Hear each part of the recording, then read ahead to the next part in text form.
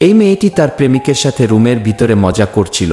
তখন তার স্বামী ডাকতে ডাকতে ভিতরে আসতে থাকে।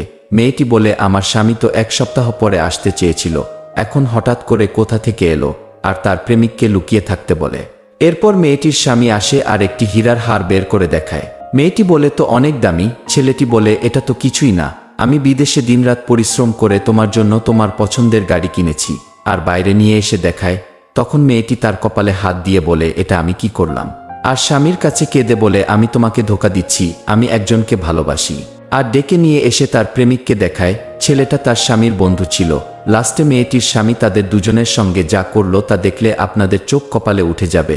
কিন্তু তা দেখার আগে ভিডিওটি লাইক করে দাও, চ্যানেলটি সাবস্ক্রাইব করে দাও, আর এই ইমোজিটি সেন্ড করে ভিডিওটি কেমন লাগলো কমেন্ট বক্সে লিখে যাও।